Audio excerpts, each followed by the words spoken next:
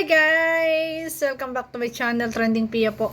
Ayan, bago natin start ang ating reaction video, pasalamatan mo natin si Lord. Thank you po Lord sa bawat araw nyo pinagkakaloob sa amin. Maraming salamat po. At syempre guys, pasalamatan natin ang may-ari ng picture, ng video. Ayan, salamat sa iyo kay Kalingap JJ. Eto guys, sa TikTok ko lang to nakuha. Ayan, talagang nakaka-curious guys. Talagang siyempre, wala nang pasimba natin yan. So ating i-review.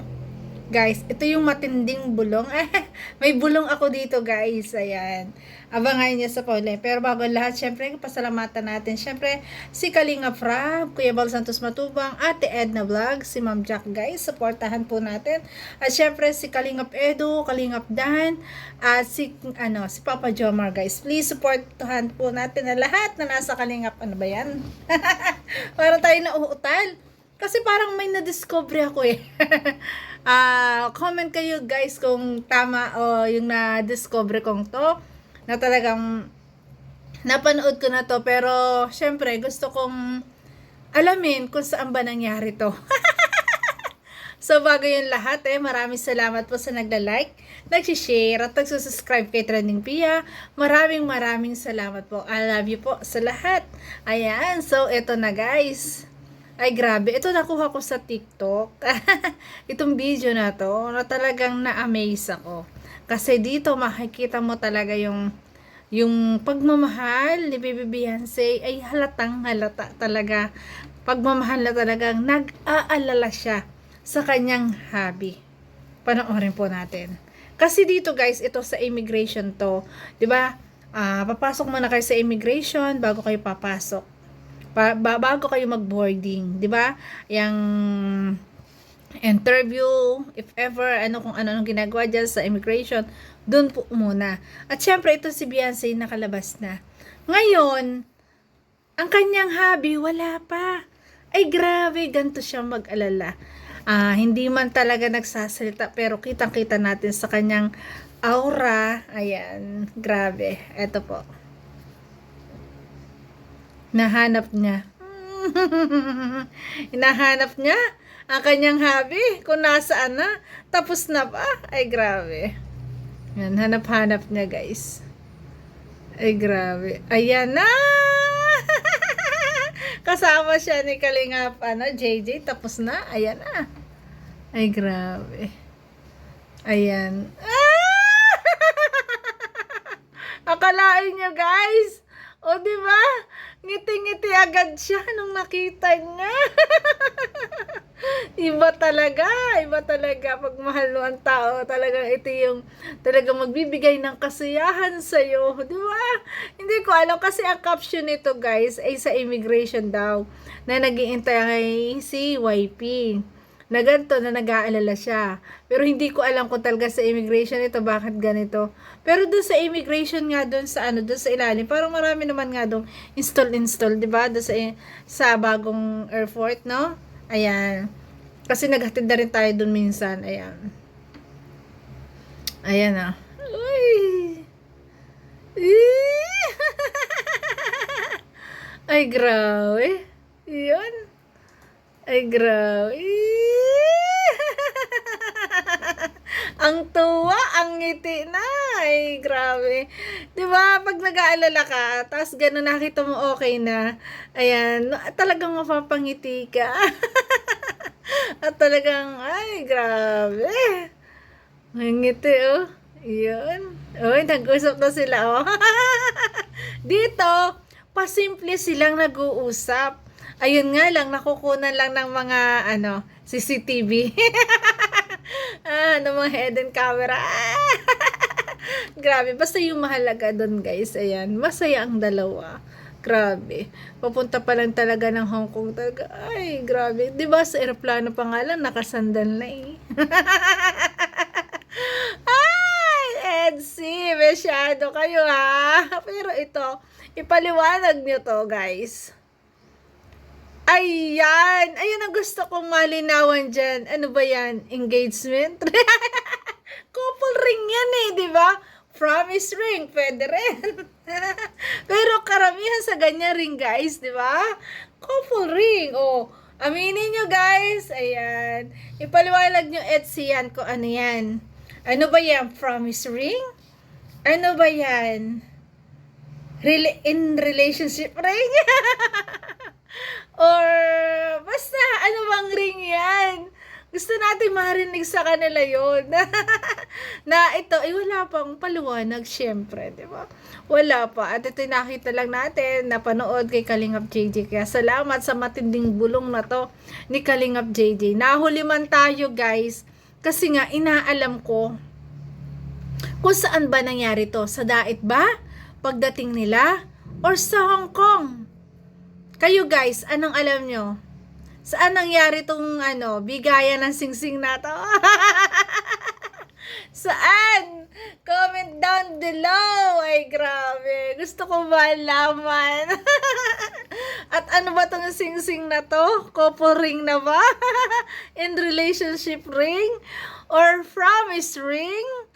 Emmy ring? O, di ba? Maraming ibig sabihin ng mga ring, guys. Depende sa kanila. Na sana, marinig natin sa kanila kung ano ba itong sign ng ring na to sa kanila. At ito ang patunay, guys, na talagang sa Hong Kong nagbigaya ng ganito. Ito po, oh. Ayan. Ayan, sa picture na to, guys, kung mapapansin nyo, ayan, ang ganda nila dyan. Grabe, ang ganda ni Beyonce. Bagay na bagay sila dyan. Grabe. Ganda po. Talaga nga naman. Grabe. Bagay na bagay, guys. Matangkad na nga si Beyonce. Pero syempre, ayan, mas matangkad pa rin talaga si Edu. At napaka-appeal po niyan. Ayan. Grabe. Ayan o. O, diba? Bagay na bagay silang dalawa. Parang Korean at Korean. Ayan. Ito yung patunay na sa Hong Kong, suot na nila yung singsing na yan. Kasi guys, isusum in natin. Titingnan natin yung kamay nila o daliri nila kung suot yan. Ayan. Grabe. Talagang tayo mapangmatsyag eh. Siyempre, gusto natin alamin kasi sobrang kinikilig tayo sa mga nangyayari. Talagang nakakagimbal, guys. Kasi napansin ko na rin yan sa vlog nila. Nung sinundo ni Kalingap Edu siya sa kanyang OJT, nung lumabas sila, napansin ko na yung ring na yan. Hindi ko lang, kasi nga, hindi lang natin nabigyan ng reaction kasi hindi natin alam. At ngayon lumabas, ayan, grabe. Lumabas, ano ba yan? In relationship na sila? So, ayan. I-zoom in natin, guys. Ito pinaka-zoom in. Ayan, guys, ano yan? Diba? Diba? Ayan. Sa Hong Kong pa yan, guys. Kaya, sa Hong Kong, talagang nandun nangyari ang maraming moment ng EDSI. Talagang doon.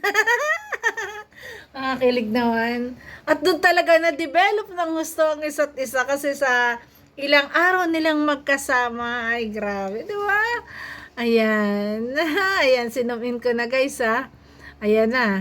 Diba? Ayan. Ng kaway. Yun. Diba?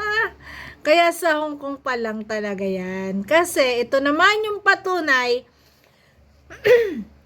na wala pa yan nung nagpunta sila ng Hong Kong. Ito po, ayan. Wait lang, guys. Ayan. Sinumin ko yan eh. Ito ang patunay, guys. Ayan.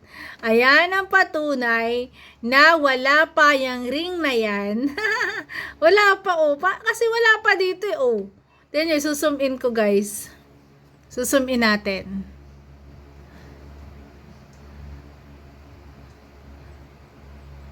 Wala pa ako dito nakitang ring, guys eh. Ayan. Wala. Di ba? Wala. Andito na ba?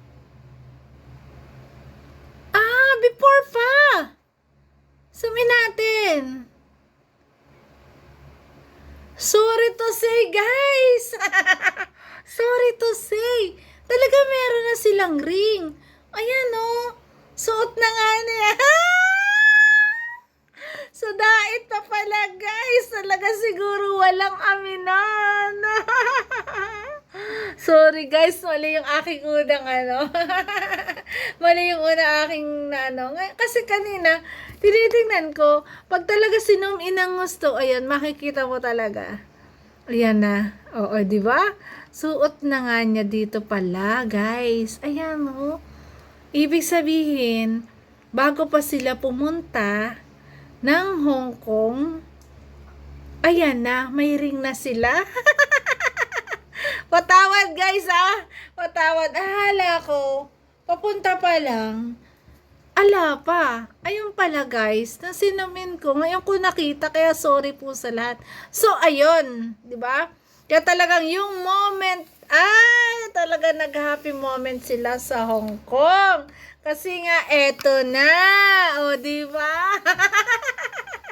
So, yun guys, ayan. Basta kung ano pa man yan, kung kailan man yan, ang mahalaga, masaya tayo kasi nakikita natin na talagang, ayan na, may ibig sabihin na yung ring nilang dalawa. May couple ring sila. Marriage ring yung ganyan kasi natanggal ko na yung akin kasi tumaba ako. May ganyan din tayo, di ba? Yung mga kinasal dyan, di ba? May ganyan ring. Pero hindi natin alam kung ano yung sign ng ring na yan sa kanila. So, ganun pa man guys, ayan. Maraming salamat at basta masaya tayo para sa dalawa. Kasi nakikita natin ngayon na talagang malakas ang loob na ng ating Beyonce na